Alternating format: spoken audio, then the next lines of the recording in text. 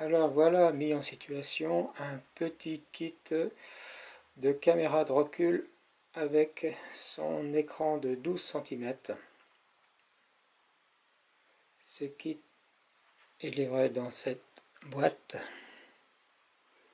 Tout ce qui est plus générique, puisque ça peut être toutes sortes de choses. Là, ça va l'air le modèle 4,3 pouces pour faire 12 cm. C'est fourni également avec une notice très générique pour pouvoir le brancher soit sur un écran, soit sur un lecteur multimédia, enfin voilà.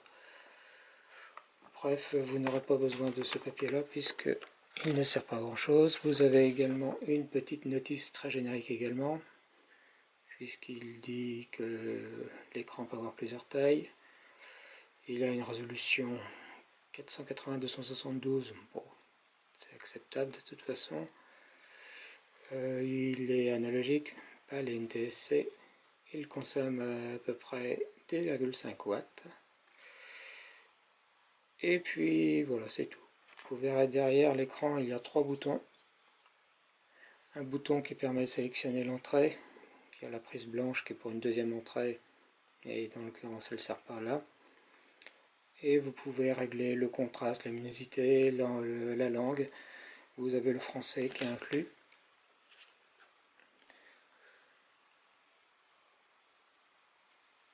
Cet écran va pouvoir se fixer comme vous pouvez grâce à son patin autocollant. Voilà les fameux petits boutons.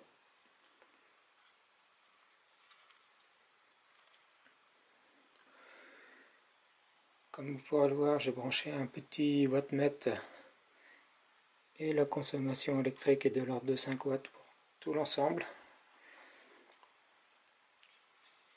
Ici vous avez le récepteur sans fil qui est alimenté sur du 12 volts. Vous reconnaissez ACED rouge à un seul câble, et puis c'est peut-être marqué aussi récepteur derrière. Vous avez la rallonge qui est fournie pour brancher la prise jack du moniteur. Si je débranche le moniteur s'éteint et vous n'avez pas accès au bouton. Si je branche une source, le moniteur s'allume. On va faire l'essai. Si je branche sur l'autre, il détecte automatiquement que c'est sur l'autre. Donc il n'y aura pas de souci et le bouton ne vous servira pas à grand chose. Du côté émetteur, alors vous avez d'abord la caméra équipée de 2 LED blanches qui sont allumées en permanence. Comme on peut le voir, c'est plutôt grand angle.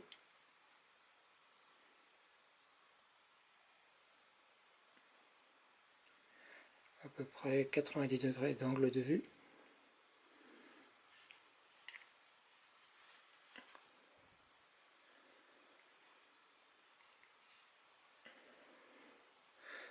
Le bon sens est avec les crochets vers le haut. On va vérifier la vision nocturne. J'éteins ma lumière d'ambiance. Je vais faire mon volet. Voilà. Et donc là, c'est juste éclairé par les LED blanches. On voit que ça devrait être convenable jusqu'à 2-3 mètres. Ok. Et on a enfin l'émetteur qui a une LED bleue et qui a 2 prises. Une pour alimenter le 12 volts de la caméra et l'autre pour le signal vidéo. Voilà, c'est tout, c'est simple, il suffit de brancher sur une alimentation 12 volts que vous trouverez au niveau de typiquement l'ampoule de recul. De même, on va voir s'il y a un temps. Je branche 12 volts, on peut admettre que c'est l'ampoule de recul et ça met une demi-seconde à afficher. Pour ce qui est de la consommation électrique, en fonctionnement j'ai 5,4 watts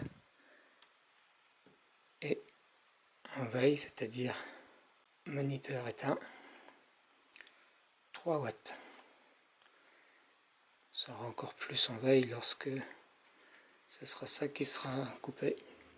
Voilà, donc ça devrait faire dans les 2,5 watts en veille avec juste le récepteur d'alimenter, et dans les 6 watts lorsque tout fonctionne. On voit également que par défaut ça ajoute les indicateurs que l'on voit sur les caméras radar de recul. Cette cible est générée automatiquement par la caméra. Voilà, allez ciao.